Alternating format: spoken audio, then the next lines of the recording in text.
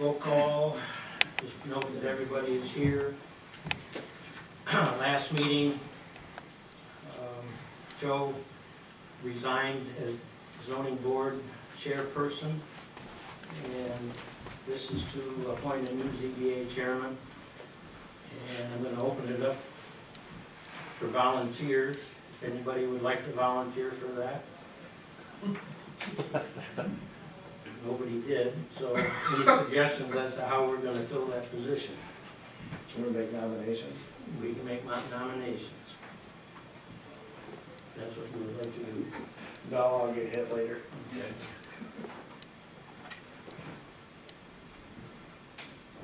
I'll volunteer, Larry. Okay, thank you. I have a motion. I'll make a motion to appoint Melissa Zelenak as ZBA chairman. Support. Support. Is there any further discussion? All those in favor of the motion say aye. Aye. Opposed? Motion has carried. Motion to adjourn. Unless there's motion. Is there any public comment? Okay. Bill made the motion to adjourn. Support. Support by John there. All those in favor say aye. Aye. Opposed? Motion carried. Thank you, Melissa.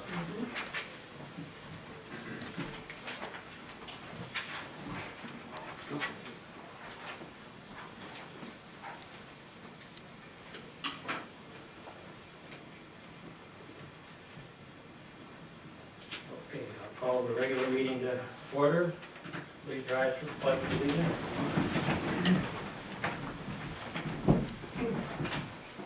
Pledge allegiance to the flag of the United States of America and to the republic for which it stands, one nation, under God, indivisible, with liberty and justice for all.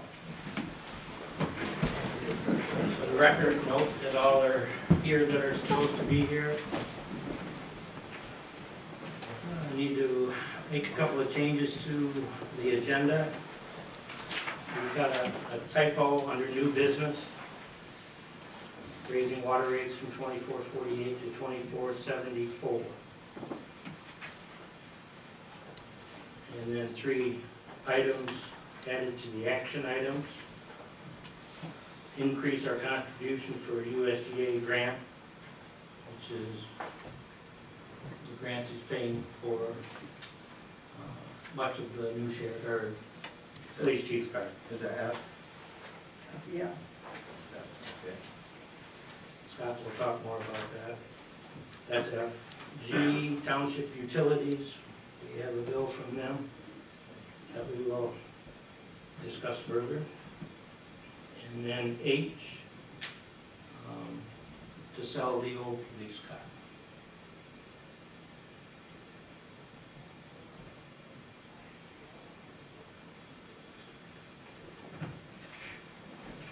Need to have the agenda approved as amended. I'd like to make an amendment to that also, in new business or just discussion items more than anything. C, event permit, and D, seasonal employment status, and unemployment exempt status. Seasonal and Unemployment exempt statuses.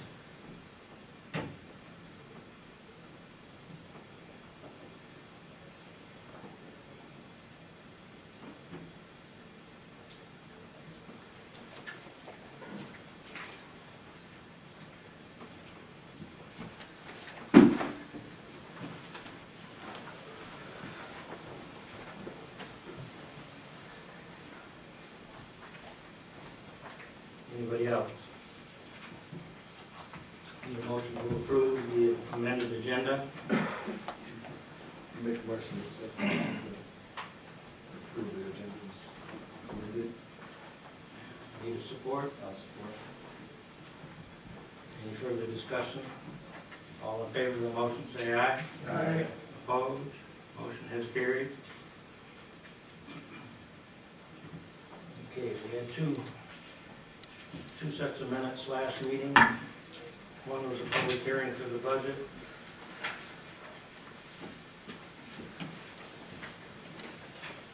Need a motion to approve. I'll make that. Motion by Zelenak, Second. support by Yes, sir. Bill. Any further discussion? All those in favor of the motion, say aye. Aye. Opposed, motion's carried. Need to approve the minutes of the last regular board meeting on February 11th, 2015.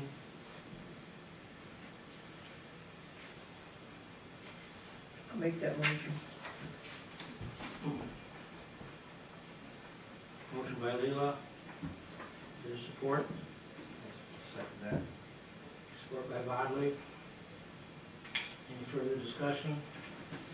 All in favor of the motion, say aye. Aye. Opposed, motion is carried. Okay, public comment. Anybody have something they'd like to talk? Mr. Brewer, would you like to present your? Sure, good looking. Yeah. I think everybody knows me. Owned these apartments on Howard Street for roughly about 22 years. And we've always had a water storage situation. I can't remember how long ago they paved Ballard Street to the west, and they curbed it. So when they curbed it, the water comes down, but it's got no way to cross Howard Street. So the water turns on Howard Street, goes west about 30 feet, and then it crosses over Howard into the apartment property.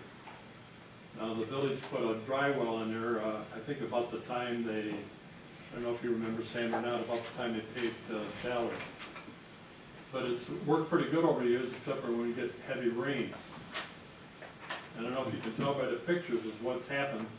It washes a lot of water down in heavy rains, and quite a bit of it goes into the dry well, and a lot of it's left where we gotta clean it up every time.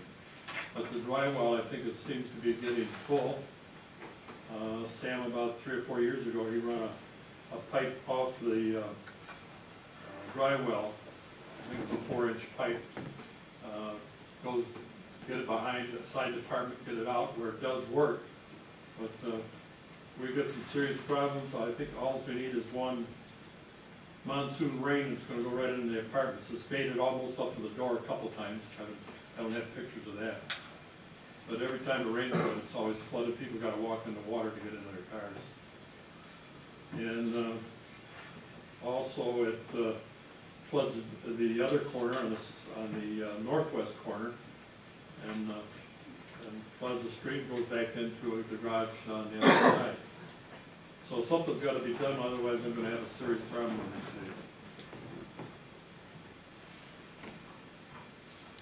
You can agree that we won't get anything done this spring, but I think it is serious enough that we should look into it. We'll probably have to hire an engineer, come in and assess the situation, and make recommendations, and then come back to us to pay for whatever that's gonna cost to Okay. take care of it. Well, I was made to believe this was gonna happen for the last 2 or 3 years, Okay, and nothing's happened.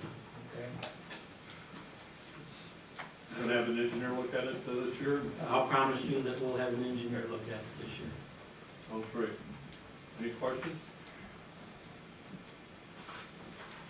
Ron, when did this flooding start anyways?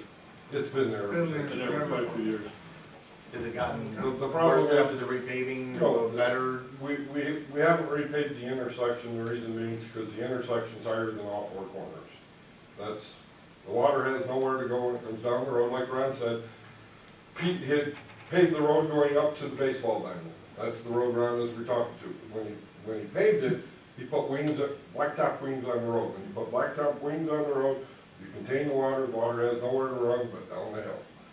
It goes down the hill, across the intersection, runs into Ron's apartments, runs into Nicole's garage.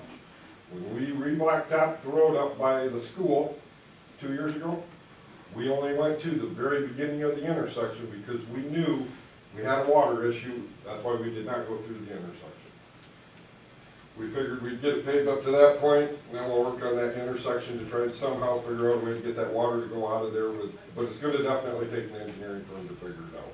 Because there's a lot of different grades that have to be matched, but keep in mind, when you do that, you send water down to the next block that doesn't have any wings on it either.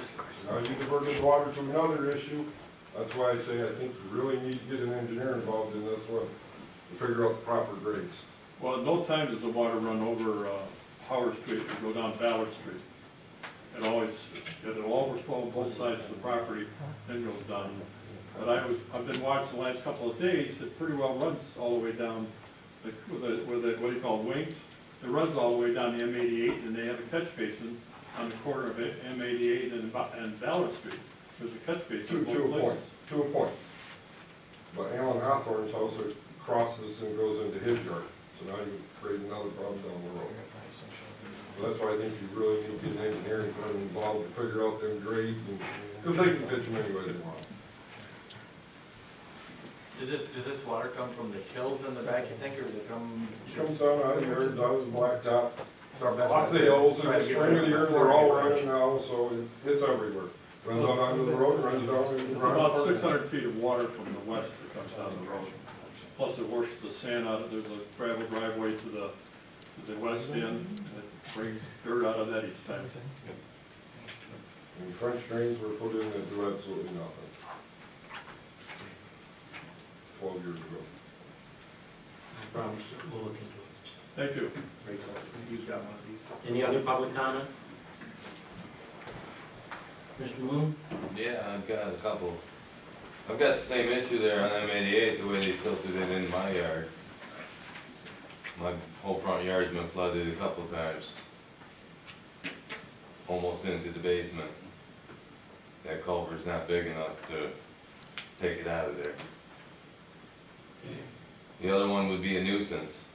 Well, I was downstate for a month, come back, I had a letter in the mail. Stating I had a couch on. What I was told now was county property, so. Wasn't my couch, I got the letter in the mail, I've got worse behind my house. It's already been stated to the cop that's sitting to the right of me here. I understand that the bank owns that, correct? Not both lots, sir. They own the house over where the garbage is at. Nope, garbage on both lots, sir. I've asked you for last month to come up there. Well, the bank has been up there and. And he said he was gonna take care of it and never did. And that was back in October and November, and I brought that to his attention.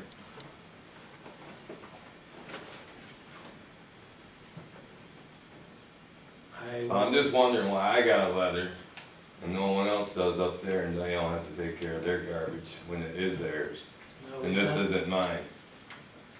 I believe we sent out about 90 letters, was it, in November, for everybody around town where there were problems. Most everybody has taken care of their problems. But this has been a problem for 20 years now. Well, I understand that. If you would cooperate with us, because it's my understanding that when the banks showed up, you wouldn't let them cross your property. No, I had a cop there with another officer willing to push that car that I drove today out of the way for them to proceed up with a dumpster. I would not let them turn around on my sewer field. So I wish people would get that straight, and that paperwork is out in my car if you need to see that work. Okay, And I told you about that. right. I've got a grinder pump that's failed 5 times since I've been there for 30 years. Grinder pumps last longer than, 5 years. Okay. So that was not supposed to be a driveway, it was a drive-through. And they willingly blocked the other end off, and that's been an issue that I was told by him. It's another thing, and I took it to court and went through mediations years after years after years, and still haven't got a resolvement out of the issue. I'll give you the same promise I gave Mr. Brewer, is that we will continue to look into it. All right, I just don't want no conflict of interest, and I want a straight deal, I want everyone treated equal. Not a problem. All right, thank you, sir. building that you talked about, or this one, on 88, you think? That's the pond rising. No, it's from all the water from M88, from across the road there where your little turnaround is. They've got it all pitched towards my house. I've got pictures when they did it back in '96. They've been pretty reasonable by taking stuff out, but I've had to go through MDOT because our commission, our county boys here failed to keep up what the old county commission guy used to do. So now I've got to go over his head to get something done, like the weed whipping inside there, because they can't throw down weed kill anymore. You know, I'm trying to keep it to zoning, you know, keep the grass, keep that nice, everyone's commenting on that front yard coming into town. So I like to keep it that way. Thank you. Thank you. Any other public comment? Police report, Scott? Great, thank you. Hopefully everybody had a chance to look at February 2015 report. Pretty typical month for the month of February, usually a little bit slower for us, but we got caught up on some year-end paperwork at the beginning of the year paperwork.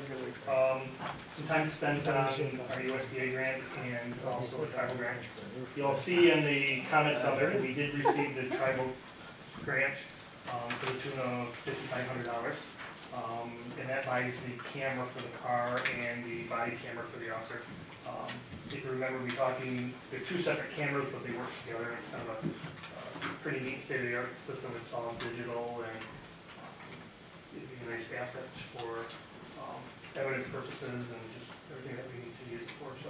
So that we did get grant for that. We did actually receive the money for that, so we have it actually put into our tribal account or our tribal grant account. So it's sitting there waiting for the camera to be purchased. That price reflects, I think it's like $5,000 for the camera and about $500 to install that camera. So that's where you found $500. So on there, it also talks about the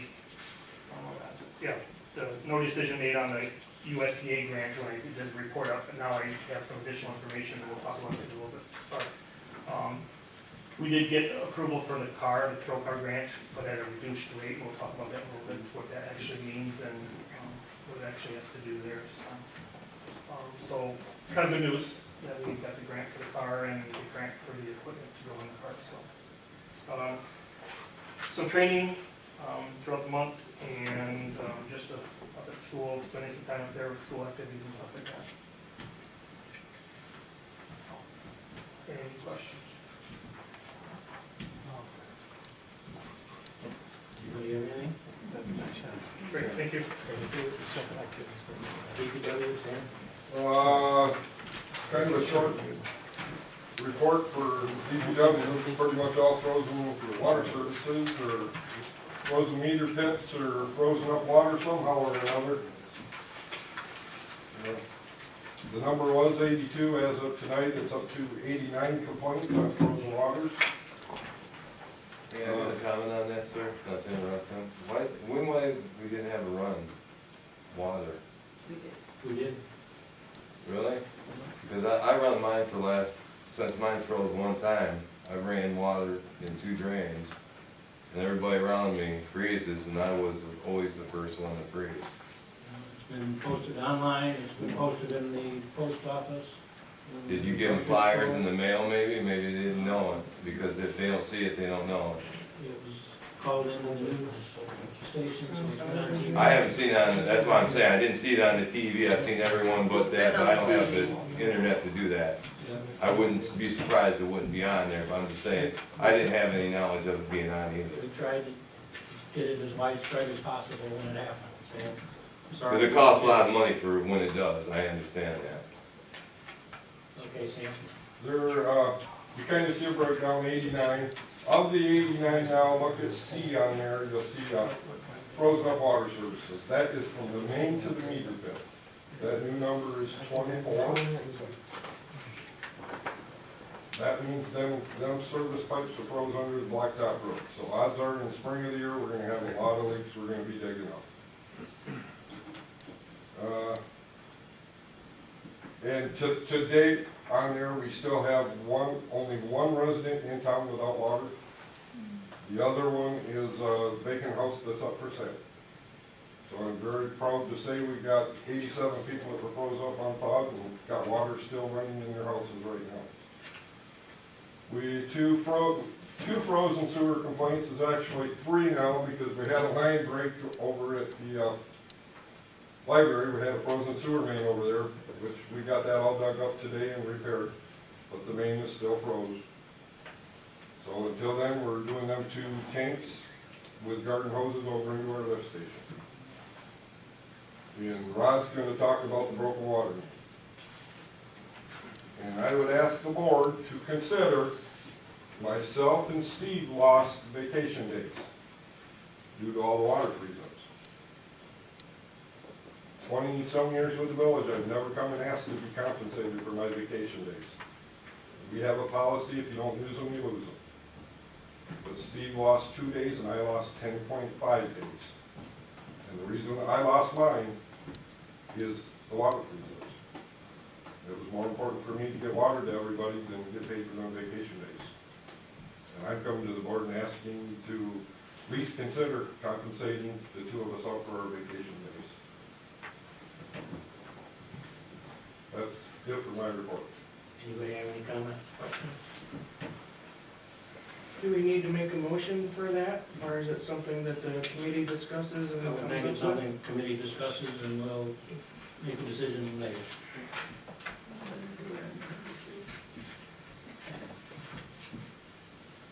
DDA report, Corey? The DDA met on 3/4/15. We only really had 2 items that we're discussing. As you know, there's been some discussions behind the DDA and Planning Commission.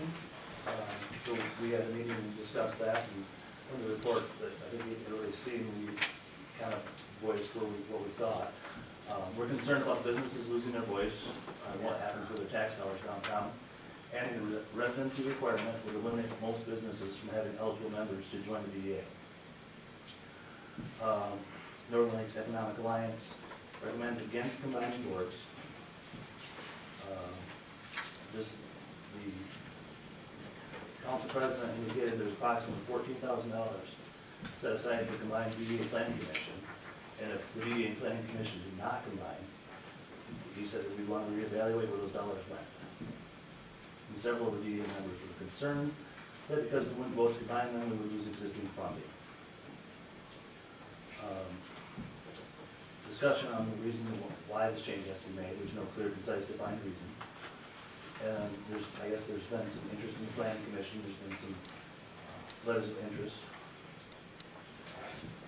And then, as a board, the DDA voted to recommend the village council to remain separate from the Planning Commission for at least 9 months and reevaluate that. Most DDA members indicated they were submitting letters of interest to join the Planning Commission. And then the other thing we talked about was the ice skating rink. Chamber planned an event on the skating rink to raise money for rink maintenance. I guess that event's been canceled at this point. We didn't know about this in advance, but everybody was very pleased that that was actually happening. There's a lot of good praise to the chamber doing a good job there.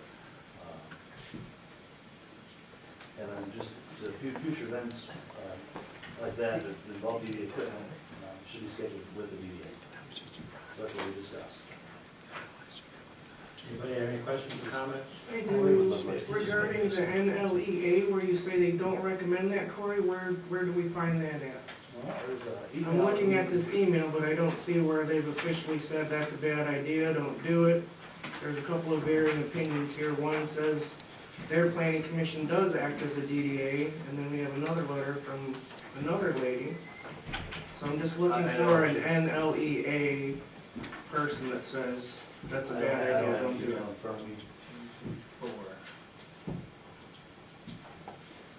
Fourth paragraph from one Bethany Pearson. Third paragraph. After putting this question out to various forums and discussing with the leadership downtown organization, it seems that most people do not recommend going this route, the route being combining, since the 2 boards are generally supposed to be performing 2 different functions, period.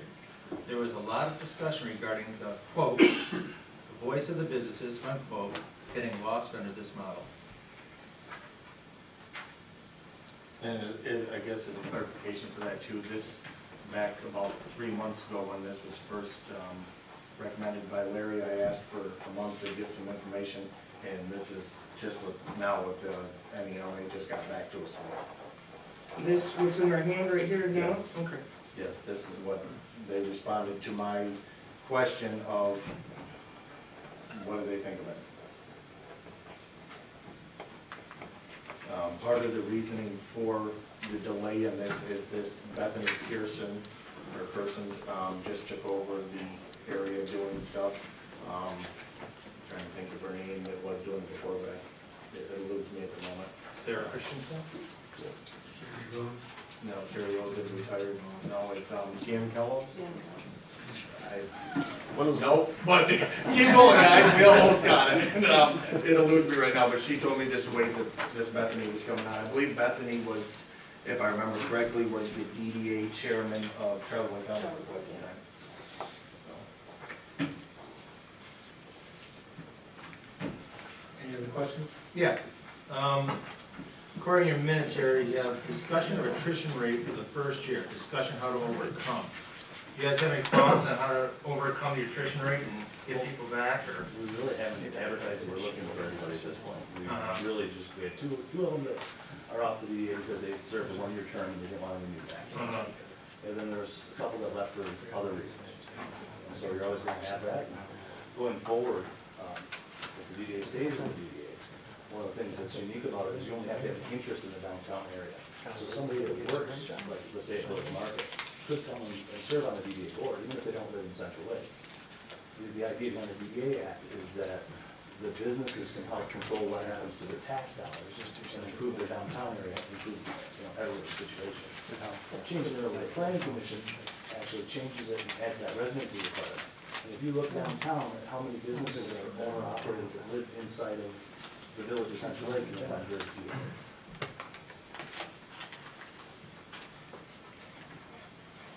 Any other questions or comments? I'm sure there's gonna be more discussion since this item is on the action items. Okay, thank you, Corey.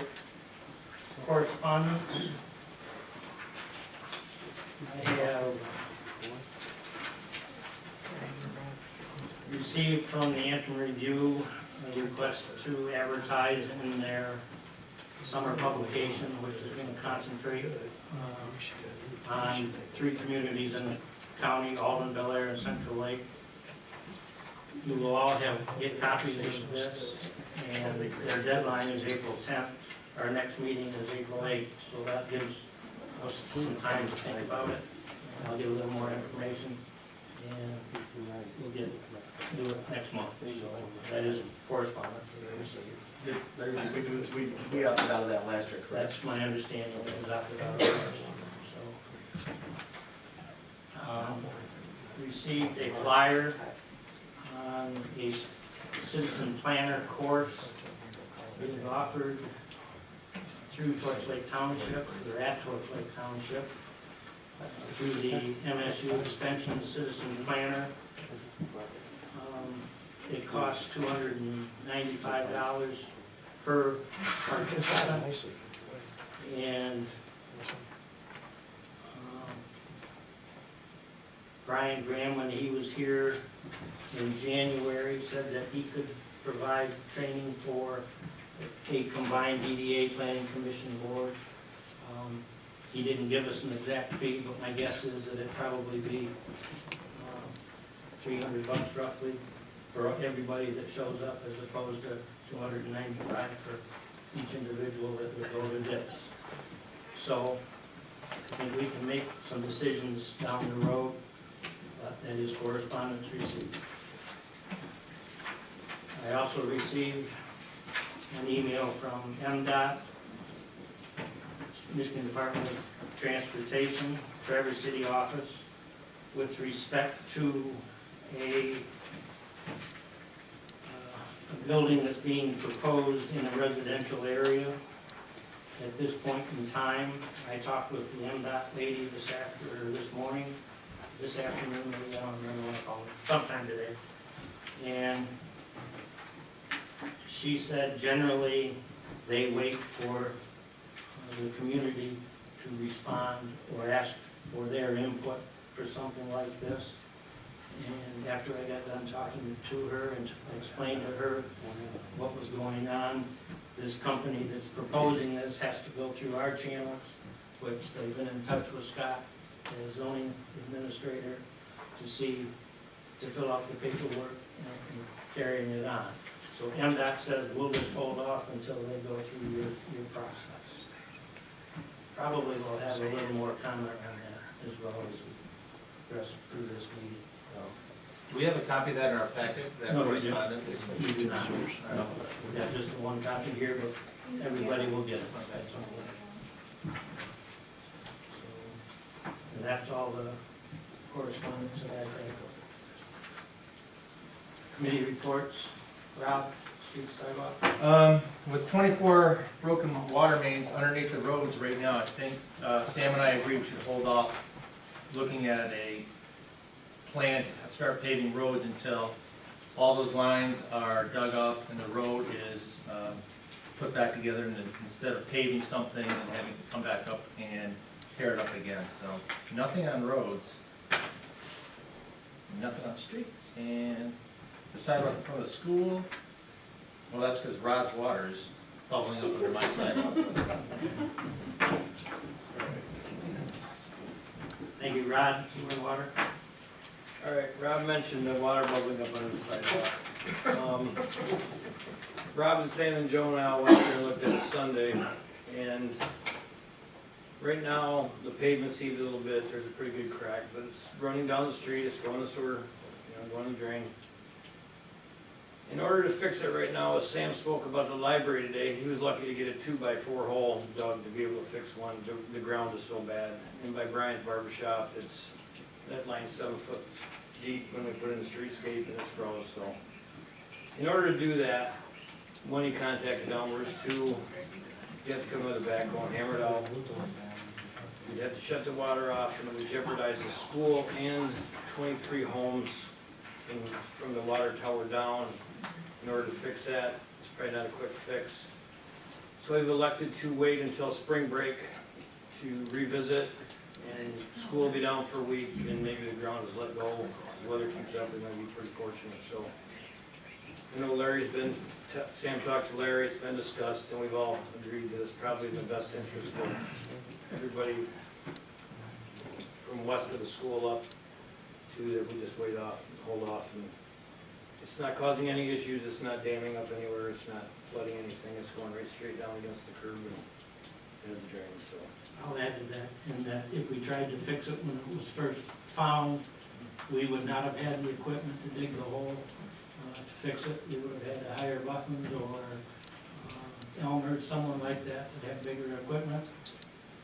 And we would have had to shut the water down somewhere down near downtown. We could have isolated it and kept everybody with water except from one direction that was going east to west, up State Street and most of downtown, and when we would have shut that water off, and it was at below zero weather, it would have ended up, most of the town would not have had water, everybody would have froze up. So yes, I've heard some complaints with respect that we're not doing anything up there, but we're not doing anything up there because by doing something, it would have cost us even greater. So that's why. And like Sunday, like you said, that blue map, that's been there since the school's been redone, the new gym's put on, the locker rooms are done. I don't know if you determined yet, Sam, we didn't know if it was a 2-inch line, 4-inch line, what the heck's even under there, how deep it is. I have no idea what kind of hornet's nest you get into. Right now, I can tell you, there's tons of concrete and tons of blacktop holding it down from going up in the air like Caesar's Palace Tunnel, so we have control of the water. Thank God Rob's sidewalk's there. You're welcome. And just to shut it down, we would affect 23 residential service lines and businesses. And right now, I had 3 more freeze up in the last 24 hours, so I know if we shut it down now, we're gonna freeze up. Odds are 23 service lines. And it's not hurt nothing. And We have the water under control, the pump run cycle on and off is 5 minutes longer, is all it is. And I'm sure it's gonna be a stress kick crack, perfectly straight in the pipe, in the cast iron pipe, that's why and that's what they do, they call it a stress crack. And they're spraying out around the edges and then when we go in and excavate, odds are it's gonna drop, and that's when you're gonna see the huge gusher. So right now, if we leave it alone, we have it under control. And the water just taking some of the frost out of it. And water's taking, frost out of the ground as we wait. There's not a lot of sand bubbling up to the top, boiling over everything, so it's not. Anything else, Josh? No, that's all I got. Sand dust. Law enforcement, Bill? Chief, most of the stuff there, we had 12 new ordinance violations. Notice were sent out, 8 of them were corrected, and leaves 4 outstanding yet. Patrol car was down for cooling issues again, leaking coolant. We just got that back up and running again, hopefully the problem's fixed. They used up some vacation hours before the end of the fiscal year.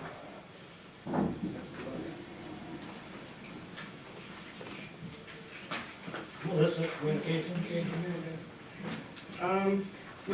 We're going to have a meeting tonight, but Joe had to work a little late, so you have in front of you what would have been our agenda.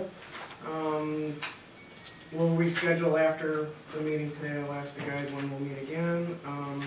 Things we had on there you can read, discussing some policy stuff, reviewing the communications policy, getting a monthly meeting schedule together, ideally sometime soon after a council meeting, so that things that go on here, we can make a plan to make known to the public.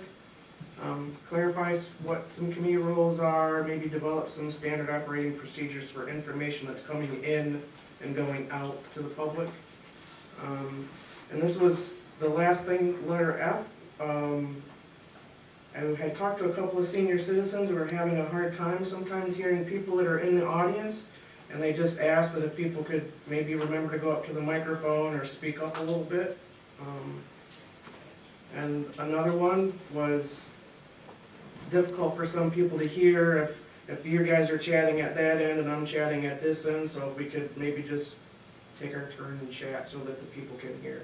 What's she talking about? That's it. Oh, well, actually, there was another thing. I've got an email from the panel Antrim, that's just telling you about that event that's coming on. And also, I went ahead and printed an event schedule up for the chamber. I think Susie will probably come next month, or maybe the next month, and talk further about that, but wanted to get that to everybody, so you have it. Thank you. Joe, finance? Spent quite a bit of time just looking at different aspects of the village. One of them that Larry also brought up was the utility and rent billings from the township. I also talked with a Mike Pearsall or Pearson, I'm sure I'll mess that up, on our unemployment status stuff. I attended the DDA meeting, tried to get a little more aware of some of the things going on there and what we're looking at. And just looked at the new revenue and expenditures, and pretty much that was my month. And we'll discuss most of all that later. Lela, Marks? Okay, we had a meeting in February for the committee and discussing the problems that we have down at the park. Also, the reservation system is a little bit kind of touchy at times. However, we do have a lot of reservations already. I don't have the paperwork on that. I would like to have, I think Todd knows more about those figures than I do, because he was here and I've been out in the state for a few days, so I couldn't get caught up. So can you give me that figure? Yeah, you want me to just rattle it off right Yeah, quick? go ahead, rattle it off right quick. Rachel put together a breakdown of every campsite in the campground and the revenue generated and the difference in revenue from 2013 to 2014. Overall, the difference in revenue, from 2013 to 2014, there was an 8% increase overall in revenue. We looked a little further, and the reservation system, actually Rachel did, and what she did is she went through and saw how the length of stays were. And on average, the waterfront length of stays were averaging 6 days. And the reason I bring this up is because in the past there was discussion about the 4-day minimum reservation along sites 2 through 10, which are along the water. So this data indicates to us that people are already reserving campsites longer than the 4-day minimum anyways. So we're not turning anybody away because of the minimum 4-day stay that we have allotted on those highly desired sites. Furthermore, I went through and looked at sites where we lost money in 2014 as compared to 2014. We had we had 9 sites that lost money compared to 2013. So then I went back and said, okay, when were we losing our money? Typically, we're losing them at the beginning of the season, at the end of the season. September at the end of the season, and also in May at the beginning of the season. That's when we seem to have a little difference. Other than that, the time between that, all our sites were booked approximately the same between 2013 and 2014. Another strange anomaly we had was at Site 14 in 2013. We had a 21-day stay in October. Joe just informed me it was some construction workers, so what I did then is I took that piece of data out of the equation because that was an anomaly that normally wouldn't happen. So if I took that piece of the data out of the equation to determine how much money we actually made as compared to 2013, we actually had a 9% increase from last year. So we're doing really well. We did talk about possibly lowering the rate in May and September to get more people to come in at those particular times. And Lyle will be up here in April, and at that time, we'd like to have a meeting with him and make sure that everything's going according to what we want it to. However, we are going to have another parks meeting this month, probably towards the end of the month. You can probably schedule that after. Yeah, I've got it. It'll have to be in the last week, okay? Okay, Yeah. that's it. Can I ask some questions here? Yep. I see as number 3 here, develop, drive, call, and walk-in reservation system. As number would be number 3A. Oh, that one, yeah. That's I'm one, thinking, is that what Sunrise Reservation is? Well, if someone drives down there, what's the procedure? I mean, Yeah. when we met, there was some agreement that there was a challenging communication between Lyle and the clerk. We just want to make sure that everybody's on the same page. If this person drives in, is Lyle calling Rachel? Is Rachel going down there? Is Lyle doing it on the computer? Who knows what's going Lyle's on? got full access for all reservations. He can make reservations, he can make discounts, he has every access to make a reservation and cancel one as she does.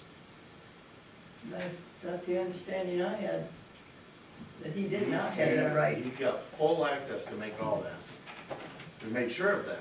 Okay, Well, when he comes back, we can clarify those I think things. so. It I has mean, I to be- think we had a really great meeting. I can't thank the two of you enough. We did some good We moves. did some, oh, good.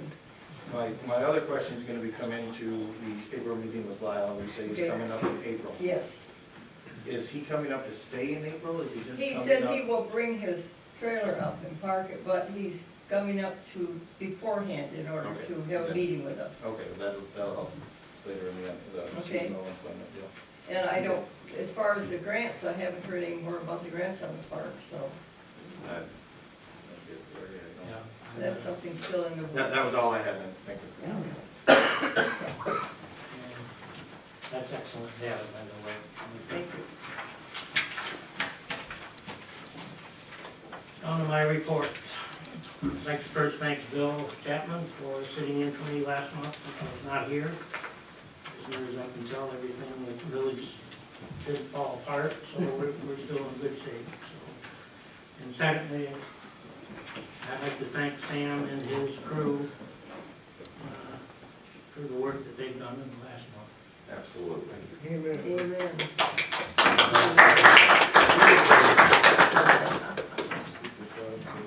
Yep.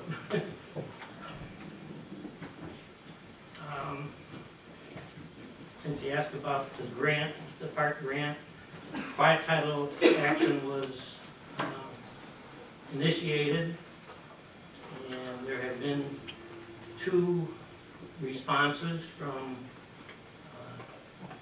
Rushtons who have had an interest in the past, back in the 1800s, by a Rushton name. Then there's been one other one that had a different name than Rushton, but claimed that there was some shirt tail relation. First one's willing to sign off on anything that we want to do down there. The second one, I was asked by the attorney to make contact with both of them. The second one did not respond back. So I did not talk to Peter Wendling, who's handling this, the attorney. I didn't talk to him about that at this point.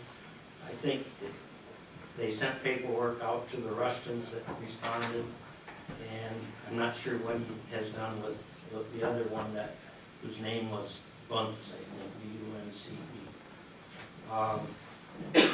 So, but I believe that the fact that they didn't respond back after their initial contact, that should allow him to clear title, and from that point we can proceed with our grant. So I'd have to double check with him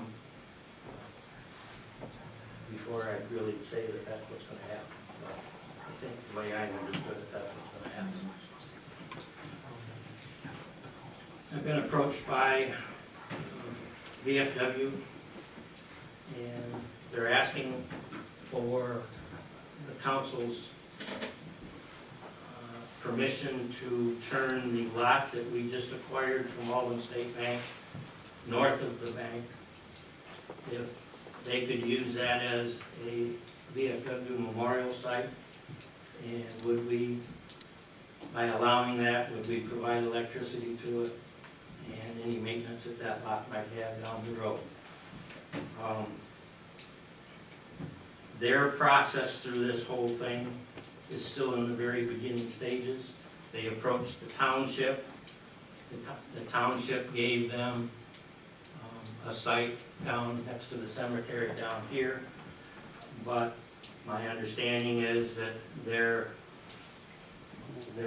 loose-knit committee has rejected that, and they're looking at this site downtown for that. But there's a lot more work that has to be done. I bring that up to you just to say that's talk that's going on in town. There's going to be more talk. And nothing is written anywhere. We're going to talk about this in C, right? 12C? Yes, but we're not going to, based on my information. We're not, we won't have to make any action at this point in time. It's on there. We'll talk more about it, okay? All right.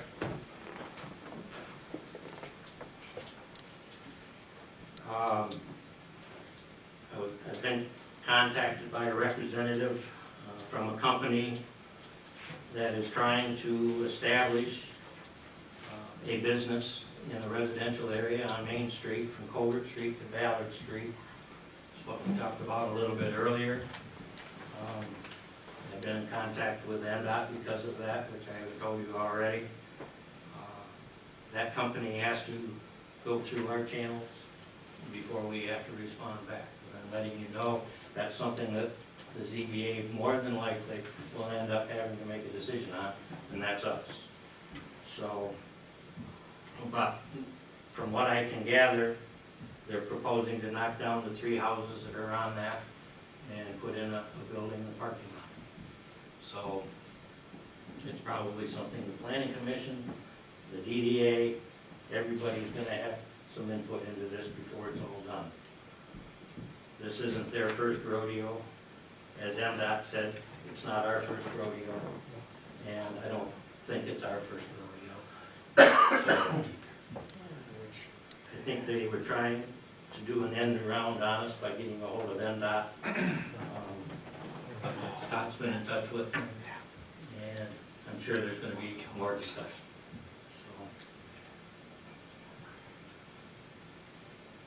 So. And we've got, under action item, utilities from the township. It's my understanding that when this building was built and the township agreed to rent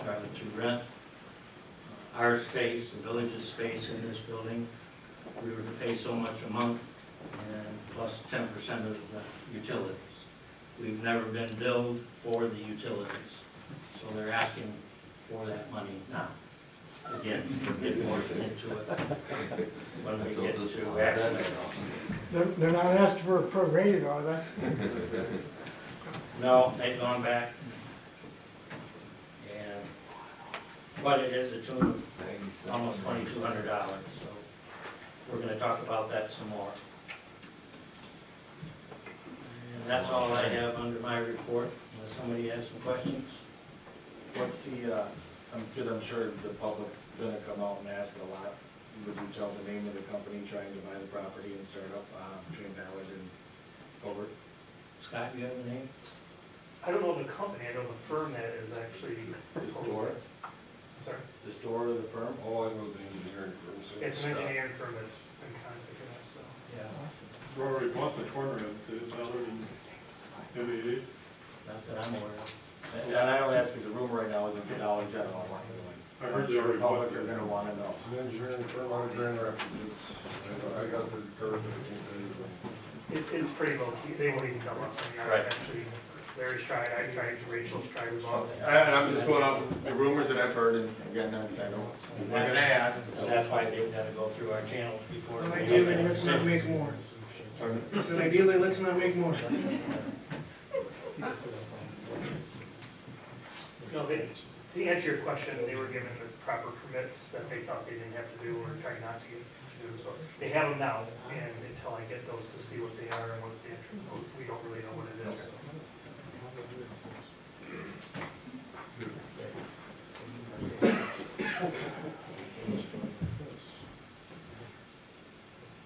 Anything else? Need a motion to pay the bills, $25,178.44. Motion by Melissa, support by Chapman. Any further discussion? All those in favor of the motion say aye. Oh, that's right, sorry about that. Melissa? Yes. Lela? Here, Joe? Yes. Bill? Rod? Yes. Tom? Yes. Larry, yes. Okay. New business. We didn't need to put this next item under action because from my understanding is that was made a year ago, in February, if I remember correctly, that we were going to adopt the schedule of water rates for the next 20 years based on the study for water and sewer. So all we're doing is in this next building for water, it's being raised from $24.48 to $24.74. It's 26 cents. 26 cents. 1% every year. 1%, so.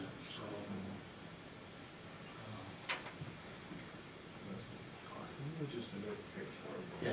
The only question I would have with that, too, in the new business, I know there's a time coming for the sewer to increase, but I don't know what that is, Sam. Have you looked at that recently? There's not gonna be a sewer increase rate until we do a project to get out of our, because we have our funds all situated up to do construction funds for replacements, and we've done nothing on it yet, so at that point, remember, as of 2015, we have to justify every penny we bring in for water and sewer, new laws that come into effect this year. So you have to have a sewer, a water, and a wastewater study. Okay, under B, credits to water accounts. Obviously with asking the taxpayers to run their water, to keep things from freezing, it's gonna require that probably they're gonna go over their minimum water use, and what are we gonna do? I run mine long before the water requests come out, and I figure it's cheaper to me to run it than it is to be out of water or to. Yeah, I think I only paid $3 more on my. We're only talking $5 at the most to each customer. I mean, and it costs us more than that for Garnet house. our time to, Exactly. Last year we. The inconvenience is worth it.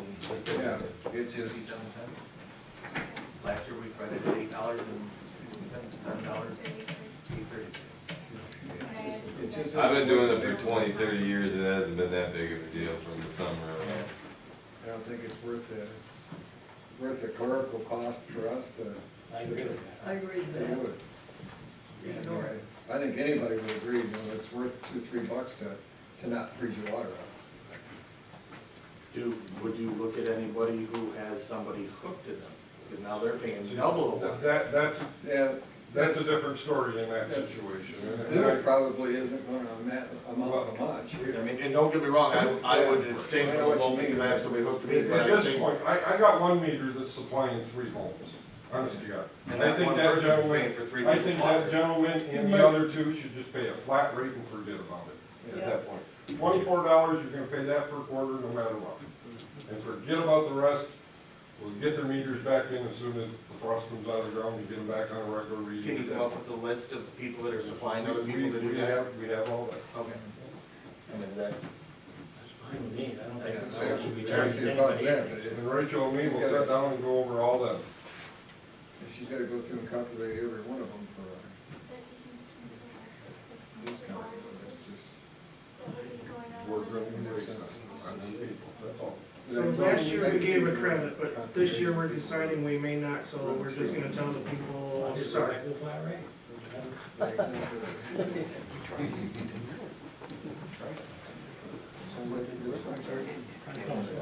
Well, I'm just thinking last year we gave the people a credit, but this year we're not, so how, what's the, sorry, it was colder this year, or I mean, what do we? Basing it on. Yeah, I mean, last year we did it, I remember watching everybody looking at their pencils and figuring out how big the stream was gonna be. So, you know, I mean, it was a long out ordeal, and this year I can see people might be having a canary, so. My feeling is we just charge flat rate, or their normal use in years where we haven't had to do it, something like that. But I don't see where it pays to punish them for something that none of us have any control over. No, I know, I'm Yeah. hearing you, I just wanna have an answer when people go, how come we did it last year but not this year? I truthfully think last year what we got, can I speak? Yeah. Last year what we got ourselves into is we give a refund of, what was it, Rachel, $8.33. We had residents that go to Florida, they leave their heat on in their house, they shut the valve off in the basement. Them residents got the $8.33 discount. They should have never got it. So if you're gonna do anything here, I highly suggest go to a flat rate charge. We'll read them in April, like we always do. We'll readjust, poor old Rachel's gonna have to readjust every number on meters to read the exact same, so that bill comes out $24. It's gonna be a ton of work on her end, but she's like me, she's an hourly employee. You can pay us. I don't like that he answer. goes the boss. You paid me to go out Let's for pay him by the everybody back to job. water. You know, the question I would ask on that is, when you put into the water that is serviced and put out through, we can put a dollar amount to every gallon that goes through that system. We truly, how many thousands of dollars are we gonna lose by not charging? I'm not against not charging, don't get me wrong, I'm not trying, I'm just saying, last year, I wanna say there was $3,000-4,000 that we could have figured went through systems that we didn't get paid for. Or more. I think it was 160. How about our pump tanks that have to pump that water out of there? So now- 6,664. Sorry. I get a double sword there. I don't know, I just, It sounds like we need more data before we make a decision. I hate to tell people we're not gonna reimburse, but then again, I understand too that the workload that goes into the office, with the hours there, well, yes, an hourly employee. Are we, Well, are we not, are we? Your meters were written in October, so you're into your 6-month slow season of water. Nobody's out watering their lawns. They're just using the water for their residential home. I mean, I'm not against just a flat rate, don't get me wrong, guys, I think that's a problem. Why But she can't you has just to- leave it like it is and not do nothing about Like I it? said, it's work on Like, her, work because on then me, you'd be but in that's charge what for you guys using pay us it. for. I hate to be rude to her or I me, think but they just leave it go at the rate of whatever the Yeah. meter is, and then if you wanna compensate the people that are providing 3 homes, then you can do that without doing everybody. Well, water bills aren't going out tomorrow, right? There'll be a while, we've got a little while, we could discuss and maybe get more numbers put together if that's what we need for a meeting. Well, you're only talking a few dollars on the meter for each of us. Yeah, But then you're talking a lot of dollars, because you've gotta pay her to Absolutely. calculate every single one of these so that it comes out right in the books and to compensate somebody $3 or $4, you know? It just doesn't make sense. Just it doesn't. Bite the bullet. bill it off the meter, and the ones that are providing multiple homes off of their meter, compensate them alone. Are you making a motion on that? Yeah. If that's what you want. No, If that's what's required. Well, it's under new business, not under action. there you go.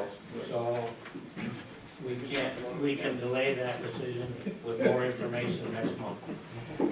That's a good idea. All I like that idea. I like that idea too. What, okay, now I'm good with it, great. C, event permits, seasonal unemployment. Events have, that's yours. Well, what I got, and it's more just discussion, so I know I'm not misunderstanding.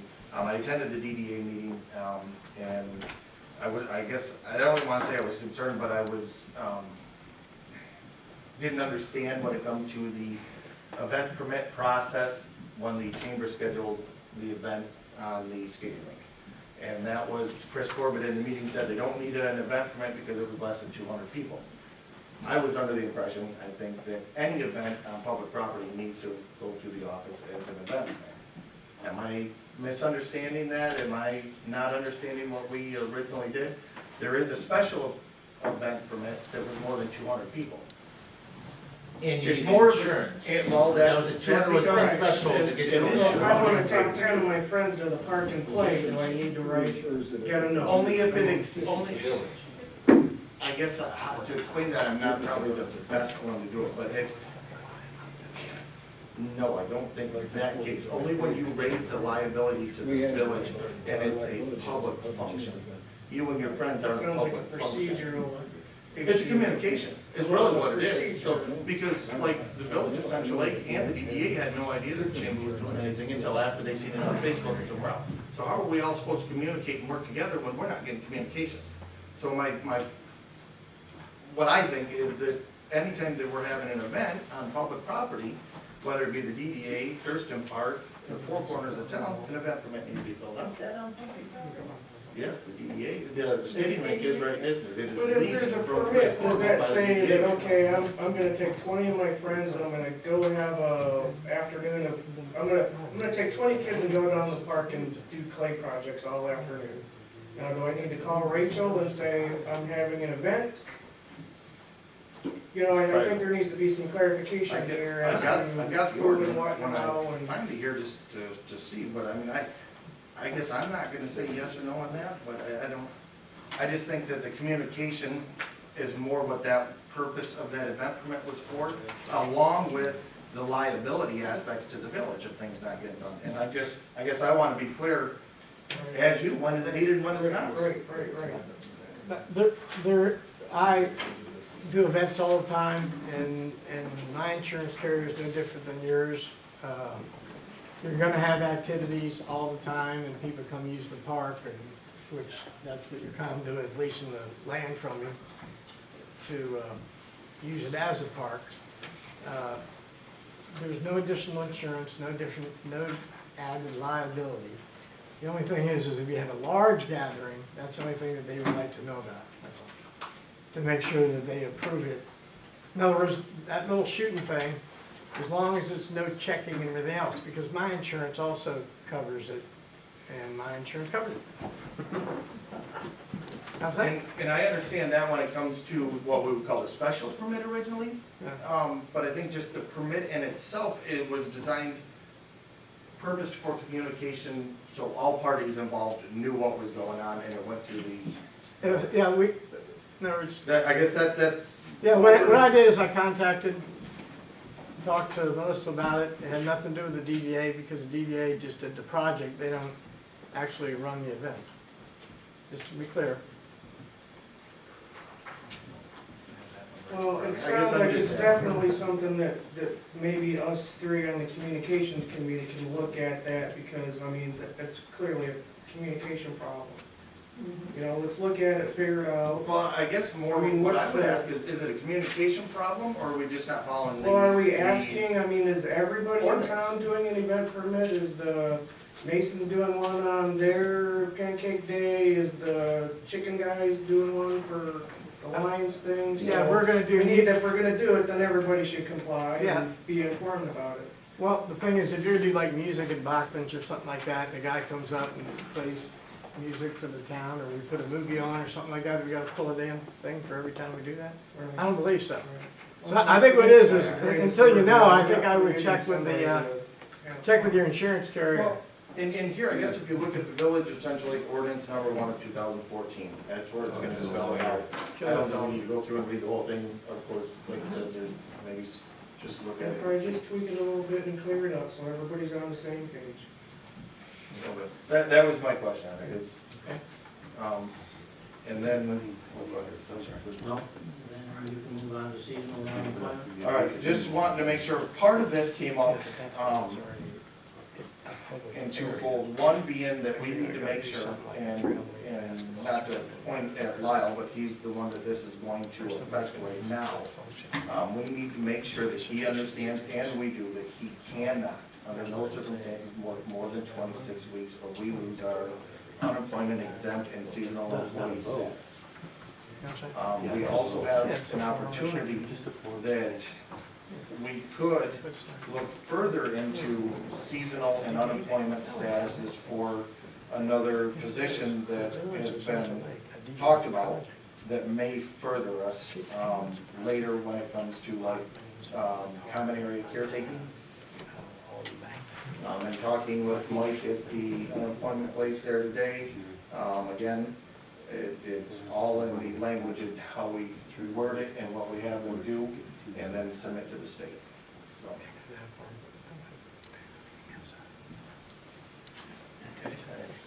And that being, I guess, where I'm looking at that is there you talked about hiring a person to take care of the flower beds in town at 20 hours a week, roughly $20 an hour. When I throw the numbers together there and look at that, we nearly could pay a seasonal employee at 35 hours a week to do multiple things along with that at a unemployment exempt status. And I pulled the numbers from when we had our last part-time employee, and pulling them back at 22.2, roughly 22 to 24 weeks, collected less than $10,000, and we paid enough, and that's with the $2,747 unemployment cost. So we roughly could get, at a part-time employee, 22 to 24 weeks at roughly 35 hours a week for that money. And so I guess I just think that maybe we should look at the bigger picture than just taking care of flowers for that same amount of money, if that's the route we decide to go. That's why I think we could give more out of a person, you know. But again, it's very defined in how we do this. We cannot say that they are 20 hours working on flowers and then they're gonna go for 15 hours and work with our DPW. That then the state would throw us out of the program and say, no, that doesn't work because your DPW is not a part-time DPW. You have to, by job definition, is how you would clarify. We could say that they're gonna take care of flowers for X amount until they're done, and then they're gonna go mow our drain field. That is then, as long as it, well, they do mow the drain field, but that would take a load off of Sam's guys, but it is defined in a job description, and that would allow us to do that. So there's different options, I think, to look at before we just go to that, but I also think time's ticking away to get somebody moving, whether it be the DDA that does it, we do it, combined, however, time's ticking away. We're in March, and flowers are gonna be popping up next month, so. I think that's something that really needs to, be So something make a put together. decision by the next meeting, Have to. is that what you're saying? It's not an action item right No, now. it's not an act, I'm just putting it out there for discussion so people can think about it, and think, you know, what do we really wanna do? And let's open these lines of communication between us and the council of what we wanna accomplish. So then we can decide what we wanna put in place to accomplish that.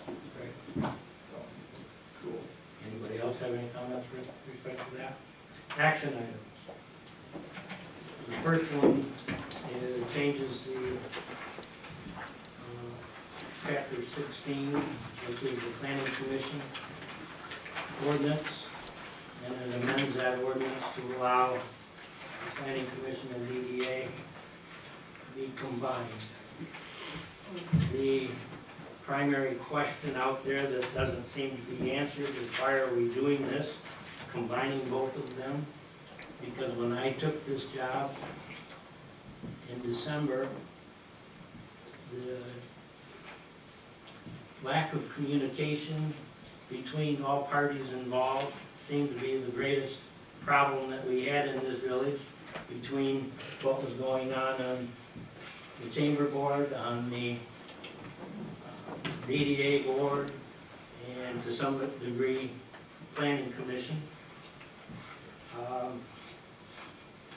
That being the case, I went back to the Central Lake Downtown Development Plan, and it says the DDA, as requested by the village council, will work with the community to improve its downtown. This will be an open, community-engaged process that will have its premise a focus on the needs of the entire Central Lake community. That puts, by combining them, puts most affected parties in one room at one time to work through whatever issues there are up there. And that's primarily why I'm proposing that this be these three groups, Chamber, Planning Commission, and DDA, have representations within this body. And somehow they're gonna have to work through their communication issues and put the community, the entire community, as it says right here, focus on the needs of the entire Central Lake community.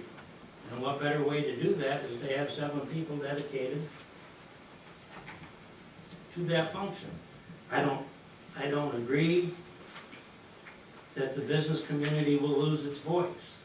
I don't see how that's gonna happen. There's gonna be at least 3 or 4 people that I will recommend if and when we approve these 2 ordinances that have been a part of the DDA, have an interest in the business community, and I just don't see how how they're gonna lose their voice. I plan on attending those meetings, not as a member of that council. And the businesses, all they have to do is say, how is this gonna affect the business? And we've got an issue that's trying to get into town right now that the Planning Commission and DDA, I couldn't think of a better thing to happen, is to have those 2 bodies looking at whatever this company is trying to do in our residential area, and then have them both combined. I thought it took care of what I considered a communication breakdown, and a lot of animosity between people who lived in this community, out of this community, and we're trying to do good for the community, and I think everybody has that in mind, is to do good for the community. I don't see where our goals are any different than that. Larry, you said 7 on your statement just moments ago, but on page 2 it says 5. I know, I'm gonna recommend that be changed to 7. That was ordinance number 2, I'm dealing with ordinance number 1. And basically, the council has to make a decision to combine the planning commission and the DDA into one. I'm giving you my reasons for it.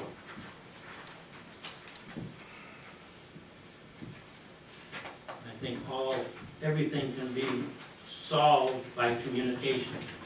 And I think everybody sitting in one room working on all of the problems as opposed to just a certain part of the problem just makes sense to me. If they can't do it, then we've got a body that's doing no good. There aren't very many communities our size that even have a DDA. So to say that there aren't many out there that have combined them. There's more of them out there that don't have either one, a planning commission or a DDA, at least active. 5 years ago, we'd be sitting in this room, we'd have Sam, Scott, and Joe, and all the other chairs would be empty. And it was like that in here for years. I think it's great that everybody's here, interested in trying to improve.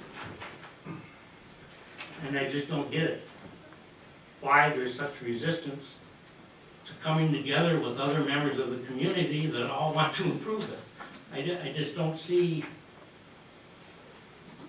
how that can hurt us. So the council has to make a decision, as far as I'm concerned, to amend chapter 16. You've been in this business for a long time, Larry, and so have I. I've been here for 20 years.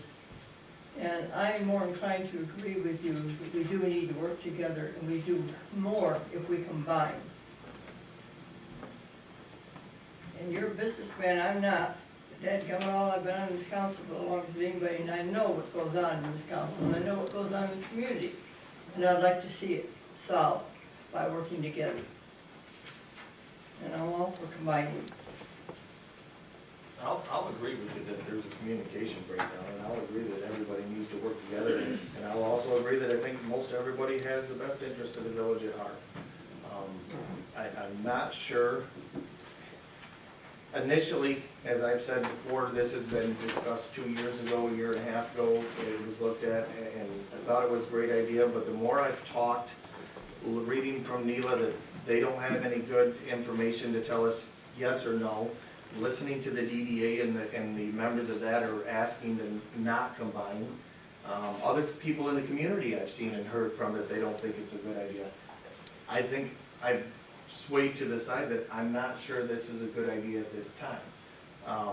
I think some people feel that they're being railroaded or taken out of an equation to solve a problem that nobody sees how it's gonna solve. And if, what I go back to is when I sat in that DDA meeting and I heard the Chamber of Commerce, you can't talk with this person, the Chamber of Commerce isn't getting this information isn't coming back from the Chamber to us.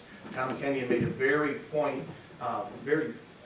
vocal point that they were relaying information out by somebody who was put on the DDA as a chamber spokesman, but none of that information was coming back to them. And I don't see how combining a planning commission and a DDA solves an issue between a chamber and a DDA. I don't understand it. I'm not against doing it as much as I don't understand how it's gonna work fully. That's not combining the chamber and the DDA. It's not, it's the planning commission and the DDA. Yeah. How does that solve the problem between the DDA and the chamber? It doesn't necessarily do that, but does get That's my more question. minds together, working on their problems. Okay. In the same room, Yes, instead of behind doors. I mean, I think, I also agree that there's some of the residential restrictions may pose something to some people who want to participate. Again, I was one also said, it doesn't mean they can't participate, just means they may not be able to sit on the board. So, I mean, They don't have a vote, but they come to the They- meetings. absolutely. Isn't that what that means? Yes, Is to engage with all of the community. so, I just think, I don't know, My recommendations for the committee is an effort to where all of those disparaging voices will be represented. And that's the best that I think we can do as a council, is to put those people on the commission that have interest in business, in chamber, in the village. Rod, you said, what was it, last month or the month before, that you were really afraid that there was a lot of key people that you didn't think would make it. Is there a way that we can discuss who's gonna be? Well, there's questions I have, is why doesn't Kelly from the Village of March want to be on a DDA? Why doesn't Bart Patton? I mean, there's the smart people, there's the business people. Michelle Why Garvey, have they walked Martin away? Is the DDA good? Does it need some restructuring? Do we need to go a different direction with it? Do we need a subcommittee off of either one? there's 7 names right here. I was on the planning commission for 5, 6 years. We could hardly hold a meeting, and then we never had anything to talk about anyway. And people were coming and going. I mean, you were on it too. Yeah. And it was, I mean, we sit down here for an hour and talk about people's personal lives. So to combine them, I don't, you know, the planning commission here 3 years ago, we worked our butts off to get a master plan so we could get a grant and then docs and up, do our village better. My own opinion, I know Larry, you say, well, we're not getting letters. Well, I think that discourages, I mean, I'm glad there's somebody else looking to come to our town, but Bel Air's not growing because of golf courses and ski resorts. We know that. Golf courses are closing down, ski resorts, who cares? They're growing because of a guy that makes beer. So there's more opportunity out there, but we need, I don't believe, my personal opinion, the planning commission combined with 7 members and only 2 of them can be out of the village. When 5 or 6 people don't live in the village, they own businesses, their voices are being heard, but they can't do a doggone thing about it. It's like, we gotta pay a gas price, we can't make them quit raising the price. I don't know, I'd like the thing where Corey says, give us 9 months. Maybe we need to restructure, maybe we need to put somebody else in the top, maybe we need to listen to the other voices from people that step down, why they step down. Why won't you come back? Will you come back if things change? You know, I mean, we're not out nothing if we give another 9 months. Well, by the same token, if we put the two together, and it apparently it doesn't work, or doesn't work like we thought, there's nothing stops us from taking it apart. I mean, it's not like it's the end of the road if we do put them together and it don't work. We can make a resolution to resolve this as quick as we did. But wouldn't it be easier to build a letter and say we can make it work? If We we put it already together had and then we it, have how long to. we had it now? Right, well, What's not worked with it though right now? Besides just supposed communication issue. Beyond that, what's not working? somebody's gotta step up to the plate and fix that problem. I think that's the facts, put them together. But you're not combining where everybody's talking to this communication issue. It's the chamber and the DDA that has a communication issue. It's been clearly said by many people. Okay. If you're not combining them two, how are you? They can't be a member of the chamber, can't be on the DBA. They can come to the meetings and voice their opinion just like everybody else, the same as. what Maybe we're it would doing. help, maybe it would help if I read the names that I collected to propose to appoint to that. And maybe through that, we might gain some insight. It might, Yeah. yeah. Starting lineup? Starting line, There you go. 7 Let's people, go. not 5, but 7. These are all people that I have received. Any particular order? These resident or non-resident, starting lineup? There's 2 non and 5 are. All right. And these are people who have all expressed an interest in being on the planning commission and or the DDA. Wait, here's one more.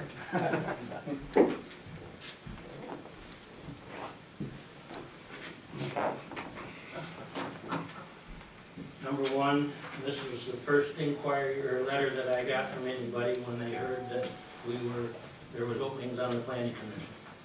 Amy Drake, and these are in alphabetical order according to their first name. Amy Drake, Bill Truscott, Corey Hoaxma, Judy Kozlowski, Melissa Zelenak, No, Nancy Bridges, Tom Kenyon. I'm already seated, Larry, I didn't send the letter. Yeah, well, I included you in the 7 because you're there already. Oh, I see, right, okay. So if I didn't include you, then I'd only have 6. Good.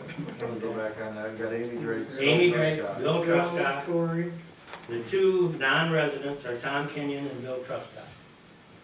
Bill Truscott has been involved with the chamber and has expressed an interest and would come in with that as well as other things that he's involved with. He's organized a couple of events for Ducks Unlimited and whatever. Hey, you've got Chris up there, just handed you a paper. Yeah, I know. I only have 7 spots, so according to our ordinance. Brian Reese expressed an interest, but he's out of the village, and I only have 2. That can be Bill Truscott and Tom Kenyon. If either one of those were to back out, Brian would be my next choice. I mean, you guys are still talking on the subject there, that kind of brings up one of the biggest issues, is that when you start combining that residential requirement, a person outside of town, the DDA has 2 people they can allow in, but there's so much more flexibility with the board for the people in town that, because the DDA map and where the approved businesses are, that so many people that work in the business or own the business, to be a part of the DDA board, and like we said, you know, have a voice, get their voice heard. And so, yeah, that's just kind of brings up one of the major issues. Combined, you start losing people, maybe not this year, a couple of years, but 5, 10, 20 years down the road, it's other people and businesses, and if they live out of town, then they're out of, That doesn't mean you can't attend the meetings and offer your opinions. correct, and that's never been an issue. We're not the getting board. paid here for any of this. This is strictly all voluntary.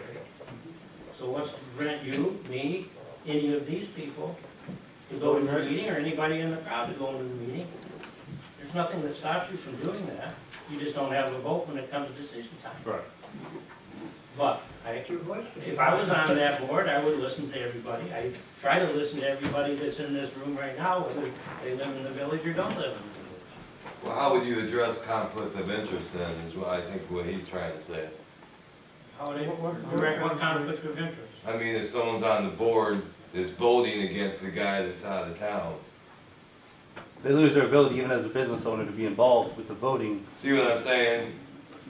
What would, I guess, I go back to that same question to pose it, what you're just saying, they can come to the meetings and voice their opinions. What's stopping any of these people who aren't currently on the DDA from going to the meetings there and addressing or discussing their? Amy or Bill have never been to DDA meetings. Or But planning what meetings. I'm saying is what's stopping them, the same as what's stopping anybody from attending a joint planning and, I mean, we're all fighting the same thing here and the same semantics to it. But it's, I think it's taking the individual identification away from each other and putting them together as one team is going to overcome one of the stipulations. You know, it's, oh, that belongs to me, I'm the DBA. Oh, no, that's my responsibility, I'm the planner. And Now instead you're of both- coming together and working together. They're both doing the same thing, they're just doing it at different times and in different ends of town. But if you can get them together, at least that's 2 of them, and then the chamber would have a vested interest in being there at these meetings. Or at least some of their members or some of theirs, and they would be heard too. Truscott and Amy Drake and Bill Truscott were recommendations from the chamber. And they're current members of the chamber. I assume so. And I don't know Melissa- that. and Melissa's a current- There's a lot of. So Melissa is, Tom Kenyon's, I'm sure, So part of it. you got representation 7 would be. from the chamber as well. Well, I guess I asked more in, like, there's a lot of members to the chamber, I understand. But in their official roles, how many are officials of the chamber right now? Do we know that? I'm the vice. Bill is a board member, and then on the advisory committee. Amy's a secretary. So you have 3 from the chamber there on board. Corbett's really active. Isn't the underlying reason to have a DDA is so the downtown business owners who don't live in the village, who pay taxes to a village and have no say-so on how their tax dollars are spent, get some control about the area that they pay taxes in and finally have a vote on their tax dollars. That's a huge benefit to a DDA. Businesses come to an area with the DDA because they know when they get there, those taxes gained that they're gonna pay into that will be spent in their area, and they'll have a say-so on how they're spent in that DDA. So what you're saying now is you wanna take that, I agree with you, like, don't get me wrong, I'm just saying there's lots of different opinions to look at, so But the they're DDA seeing it as you're structure is still taking that away from them Nothing's again. different. Yes, it is. Because those business owners can no longer have a vote on that board. In January, there's still the same function. But it's a different makeup. The business owners can no longer be on that board with a vote because they don't live within the area that's confined as a planning commission board. That's the big discussion, the makeup of the board. Okay, the first DDA board is made up of Corey, his wife, his brother, his cousin, and the flower gal. What was there, 5? Is that true? My wife and brother, and my wife's Brother-in-law. brother-in-law. There's two people related to me in Central Lake, and there's gonna be that, it's gonna What happen. I'm saying is, what I'm saying is none of the, a lot of the businesses weren't communicated to even join it then, okay? And then as they came on, the businesses, just because of, here's the deal. It has nothing to do with Corey not doing a good job of putting this together and making a lot of effort.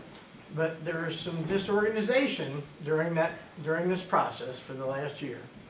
And so what happened is people that were organized and tried to get something done or ran into roadblocks like Michelle Bachman, like Patton, like the auto guy, Martin, who else? Oh, Kelly, right?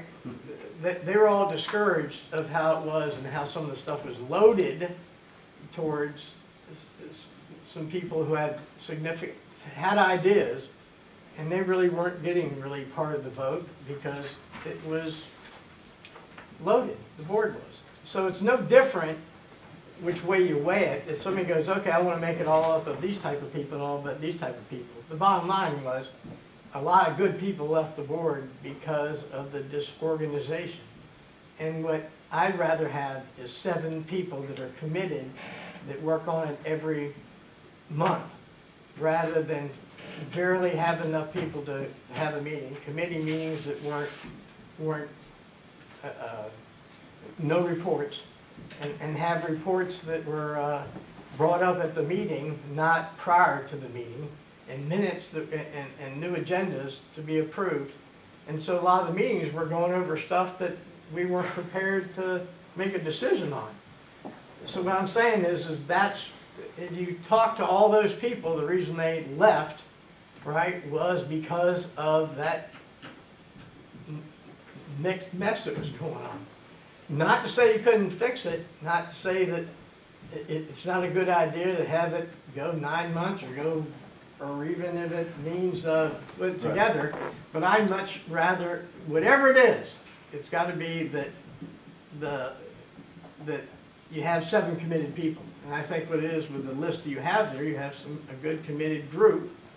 And like I said, I'd rather just go and just give me a job to do, and I'll go do it once in a while, rather than sit in those meetings and just spin my wheels. So, that's all I'm saying. Just a comment, as a zoning administrator, one of the recent problems we have right now is we don't really have an active planning commission. And I would ask you guys to consider looking at just the planning aspect of this. You know, why don't we keep planning members, and how do we keep them occupied, and how do we keep them with enough to do? And maybe take that into consideration when you're talking about either combining this board or not. It's kind of hard to, as a zoning administrator, to tell somebody, well, you have to present your idea to a planning commission that we don't truly even have at this point. So I would look back in the past and look at why we haven't been able to keep planning members, why they're not, like Rod said, why are they not entertained enough to where there's business to talk about or things to talk about. So as you look at what you're going to do with even just the planning commission itself, realize that, you know, we need to keep people on board, we need to keep them entertained and occupied so that they feel like they're doing something. So. Well, we certainly spent a lot of money doing that master plan, and I don't know that any of us can look at it and say, are we doing what this master plan that you guys work so hard to do, are we doing it? So to say that there's nothing for the planning commission to do, especially if it joins with the DDA, I think there's going to be plenty of things for people to do. And the more I listen to everybody, you know, leaned one way, leaned this way, and I think I'm leaning Larry's way. I think that joining is not a bad idea. Especially since it's not the end of the world. I mean, it's not an irreversible decision. Right. If this board clearly sees that it isn't working, it doesn't mean that we can't change it. Are we further off? What we're doing now isn't working apparently. That's my contention. It fact didn't work. is, There's five- people, there's people still back in DDA, there's people that have. I guess I would have to say that it has been for the last year. The only thing we really worked on over the last year was developing the downtown development, the TIF plan. And so the last 6 months of last year, that's exactly what we worked on. And went through, so we've done all our work like this first year. I don't know what's not working. We had a member of the chamber on board for communication, and we never had any communication from the chamber. If that's an issue that needs to be brought forth to the DDA, let us fix that problem. It was just the fix that's thrown upon us is you're gonna do this, or, you know, we're gonna still have a problem. We've not had the opportunity to even try to communicate with the chamber at this point. We didn't realize there was an issue. You know, it's always in the back of the head, but we have nothing to communicate with them on. We're not, it's not like we're sitting there going, well, this development plan, we need to have your input on, because we didn't need the chamber's input on it. The chamber's not a branch of government. The chamber's a special interest group. Correct. I'm a I'm gonna businessman. disagree with Corey on this because I was the person that represented the chamber and I made reports, Corey. You made 2 I made reports. reports. I'm not gonna argue with you, Corey, but I'm not gonna agree with a generalized statement because I'm really at a limit here saying how bad the chamber and the DDA are not getting along. I mean, this negativity thing is just, it would be nice for it to end. And if combining it solves that, I'm for it. Just one quick comment. It sounds like the DDA has internal problems, we'd all agree. The DDA has members who it sounds like are willing to fix those problems. Let the DDA fix themselves or give them a chance to. The problem has, and I agree, when I was on the council, everybody will agree, we couldn't get a planning commission. Taking the DDA to fill in the planning commission and locking them all in one room and saying you're gonna get along just doesn't sound like it works to me. What you need is like Scott said, you need to get a planning commission. And then if down the road, the DDA and the planning commission think it's a good idea to combine, it's a different conversation. But for now, I would say let the DDA fix their own problems. If they can, they seem willing to. You guys concentrate on getting 5 people on a planning commission. Planning commission only has to meet 4 times a year. If that's all you need to meet, that's it. I think there was a lot of confusion in the planning commission, like Missy said, there's probably things they should have been doing that we didn't. So maybe you need to look at that and develop a good planning commission. Because with this new business coming in, or trying to, planning commission is going to be heavily involved in it. They're outside of the DDA. Yeah, but they're still working on separate problems that should be I combined. guess that to me is another good reason to bring everybody together. Absolutely. That's, Work on it together. I just don't see how you can say you're all going to get together and get along because I decided. Their wishes. They're not going They're to. asking for another 9 months. You know?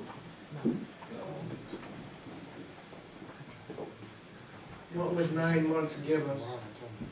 What's gonna happen in 9 months? DDA, get members to come back, take 5 of these 7 applicants right here, build us a planning commission, let them communicate back and forth for 7, 8 months as 2 different teams, see how they get along with the chamber, and then if it doesn't work, blend them at a later date.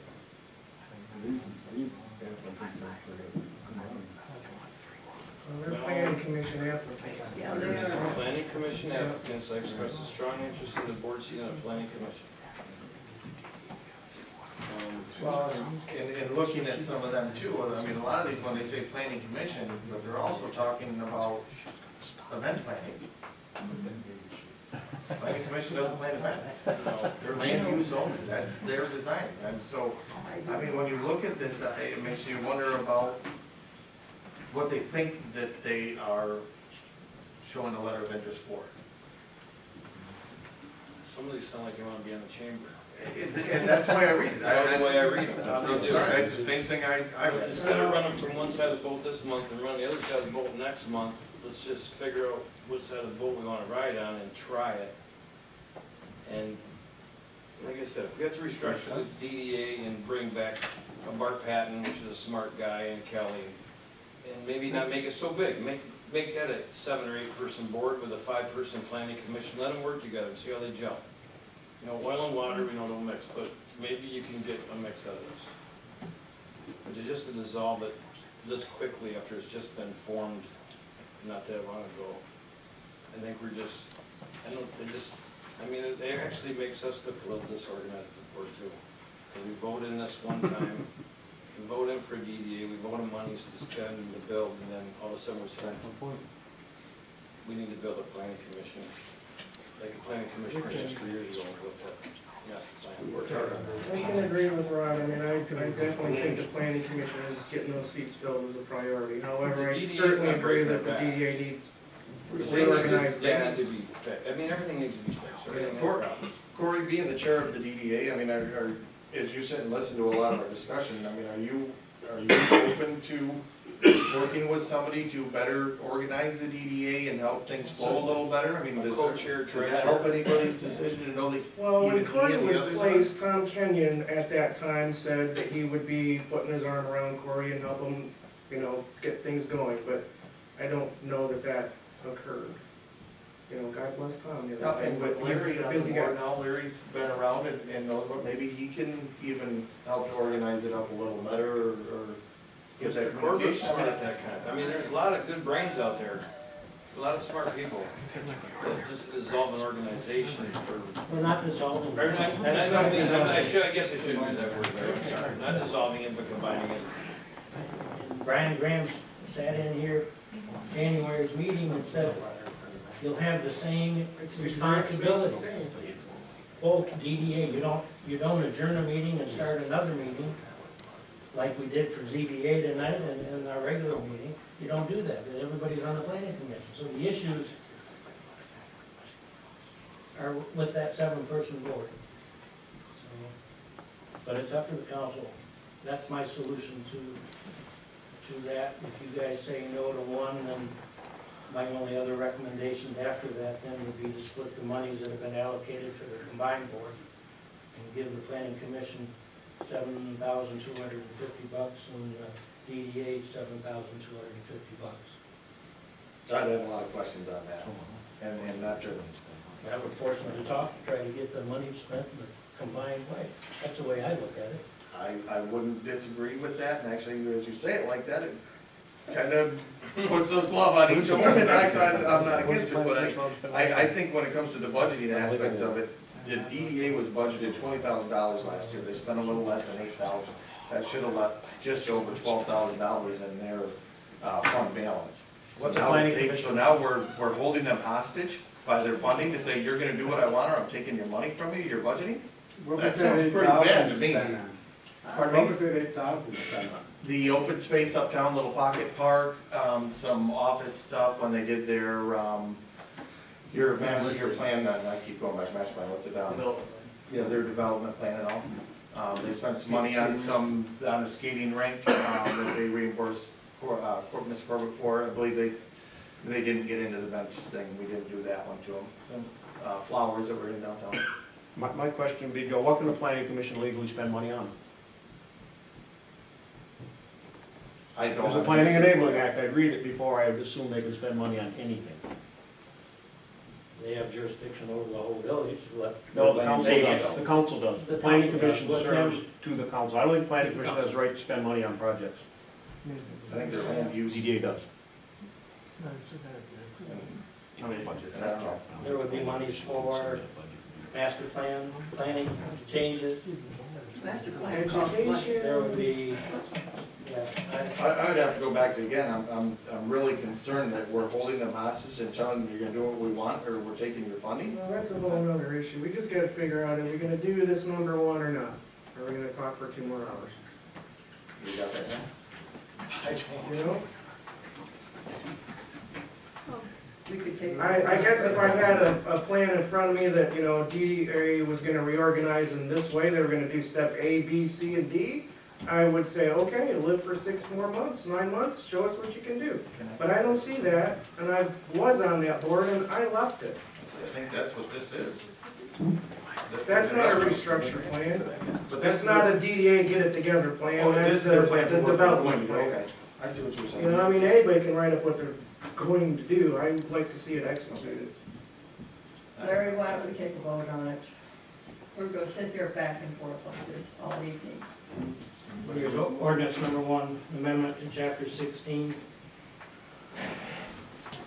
to the Central Lake Village Code is hereby amended to read in its entirety as follows. Board, the authority shall be under the supervision and control of a board which pursuant to section 4.8 of Act 197 shall the Village of Central Lake Planning Commission that was created under the Michigan Planning Enabling Act, MCL 125.3801.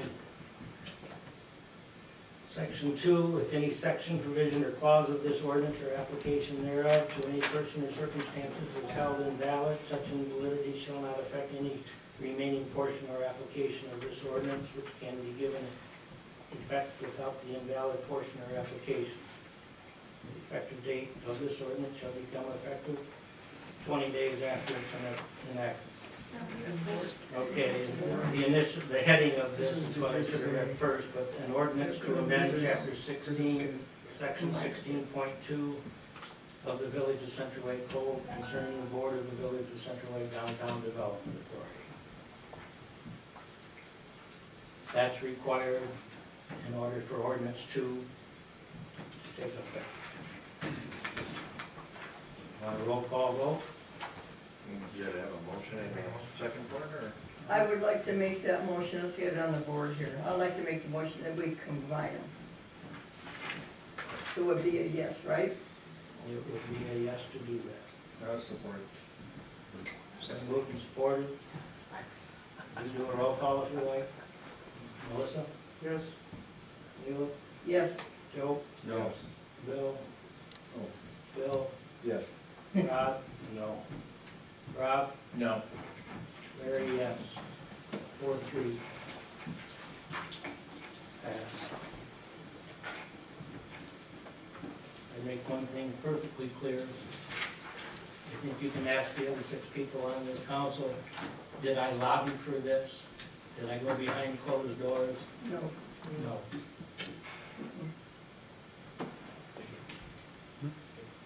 Ordinance number 2, an ordinance to amend chapter 16, section 16.1.2 of the Village of Central Lake Code concerning membership on the Village Planning Commission.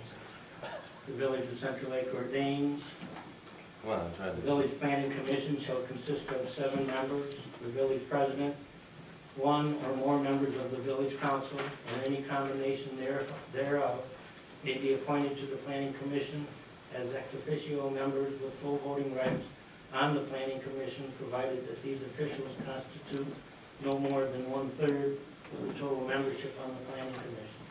Except as provided herein, an elected official or employee of the village, however, shall not be eligible to be a member of the planning commission. Members of the planning commission shall be qualified electors of the village, except 2 members may be individuals who are not qualified electors of the village. In addition, members of the planning commission shall be representative of the entire geography of the village to the extent practicable, and shall be representative of important segments of the village, such as the economic, governmental, educational, and social development of the village, in accordance with the major interests as they exist in the village, such agricultural, natural resources, recreation, education, public health, government, transportation, industry, and commerce. All members of the planning commission shall be appointed by the village president, subject to the approval by a majority vote of the entire village council. All appointed members of the village commission may be compensated at a rate to be determined by the village council. Except for any ex officio members, the term of each appointed member shall be 3 years or until his or her successor is appointed, except that for respective terms of approximately 1/3 of the non-ex officio members first appointed shall be for 1 year, and the respective term of approximately 1/3 of the non-ex officio members first appointed shall be for 2 years, so that as nearly as possible, the terms of 1/3 of the non-ex officio members of the planning commission will expire each year. If appointed to the planning commission, the term of the village president shall correspond to his or her term as village president, and the term of any member appointed for the village council shall expire with his or her term on the village council. I am not going to be a member of that. Melissa will be, so that only affects her. After written charges and a public hearing before the village council, a member of the planning commission, including any ex officio member, may be removed from office for misfeasance, malfeasance, or nonfeasance in office by the village council. The failure of the planning commission member to disclose to the planning commission a potential conflict of interest as defined in planning commission bylaws shall constitute malfeasance in office. The failure of a planning commission member to regularly attend scheduled meetings of the planning commission shall constitute nonfeasance in office. The planning commission secretary shall report to the village council when a planning commission member has failed to attend 3 consecutive planning commission meetings. A vacancy on the planning commission occurring otherwise and through the expiration of the member's term shall be filled for the unexpired term in the same manner as the original appointment. If any section, provision, or clause of this ordinance or the application thereof to any person or circumstances is held invalid, such invalidity shall not affect any remaining portions or application of this ordinance, which can be given effect without the invalid portion or application. Effective date will be 20 years after its passage. 20 days. That's what I said.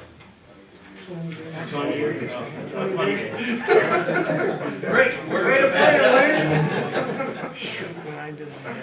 Okay, need a motion for ordinance number 2, 2015-16 as read. Can I ask a question? Yes. Can we make changes to this?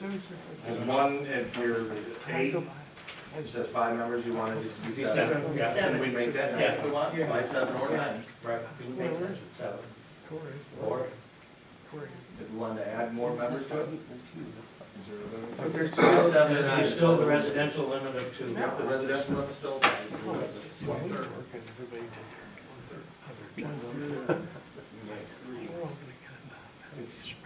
think it's just. You can't have 3. Council, we couldn't have 3 councilmen. That's what that said. A non-resident can only be 2 regardless of the number of the board. I thought it said 132. Well, except 2 members may be those who are not qualified electors of the village. Which then 2 members that are not qualified electors would be the resident. So my question then is, what is the number we put there? I know you suggested 7. We can change that at any time if we wanted to add more. Probably, yeah. And then my other question is, we have never paid planning commission, DDA, or any of them before, but yet it's in this ordinance that all appointed members of the planning commission may be compensated at a rate to be determined by the village council. That's never been in any of them before. No, it's never been paid. So should we strike that from the ordinance? You're not paying them, you're paying for the class, and the training, it's different. So should we strike that? Sure. See? Yes, strike it. Strike it. Absolutely. Yep.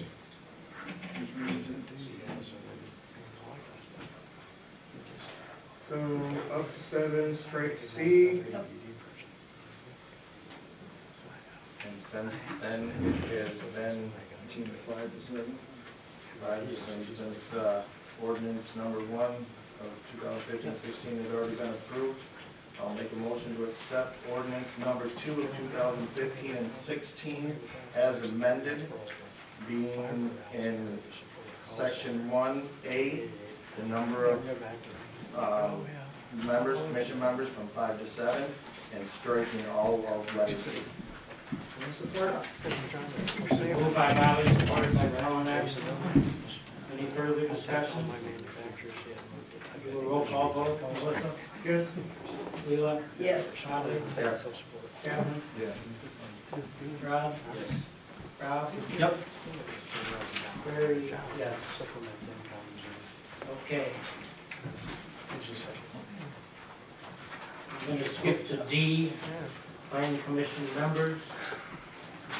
Asking the council to accept these 7 appointments. Amy Drake, Bill Truscott, Corey Hoeksema, Judy Kozlowski, Melissa Zelenak, Nancy Bridges, Tom Kenyon. I'll make They- that motion. Okay, Lela made the motion. Yeah. What if you'd like to change somebody else? What if you have a recommendation, you'd like to change somebody else? Okay. Oh, no, I'd like that. I'd like I'd like to recommend Chris Corbett and Jess Andy Drake. Oh,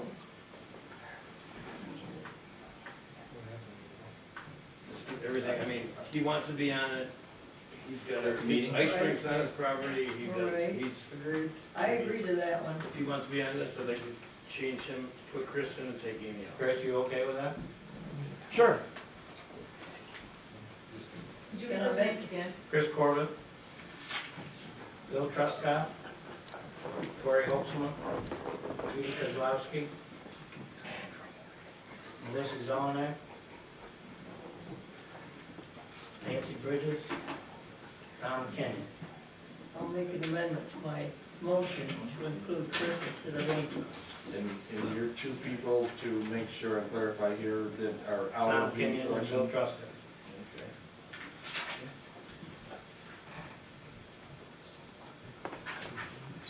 Any other questions, comments? We have a motion. Support by Thier. It was Lela and Ron, right? Yeah. All in favor of the motion, say aye. Aye. Opposed, motion has carried. Okay, C, approve the FW to use the lot donated. I put that in there initially because I thought that they were far enough along that we could make a decision. They're just in the early stages, they're asking if it's a possibility. So I'll take that back to them and say it's a possibility, but we need more information. Their committee hasn't really solidified. They said that I would be invited to it, and others would be invited to it. And So we cross off C off the agenda? cross the off the agenda. I should have done that earlier, but we really don't need to do that I like yet. the idea, but I'm not sure that. It's a pretty nice piece of property, it better be like Jesus blowing water. I'm thinking in front of the FW office, a place to have a memorial. They have already got electricity there. Well, the line down at the township, Larry there's a did nice touch base lot. on this earlier. I was contacted on Saturday by somebody from the township who said, asked me why it isn't on our agenda, and they made sure I had the minutes of their meeting.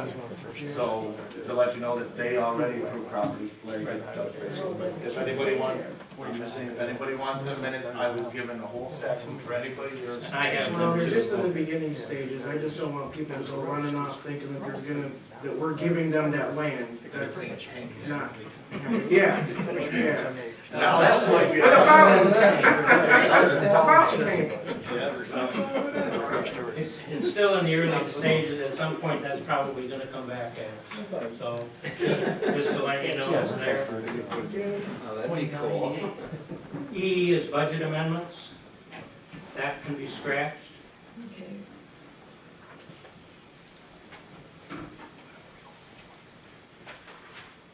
Increase our contribution for the USDA grant. Scott, I'll let you. When I did the minutes or the report to council, I didn't have any information. A couple days ago, I got a call from USDA, kind of good news, bad news scenario.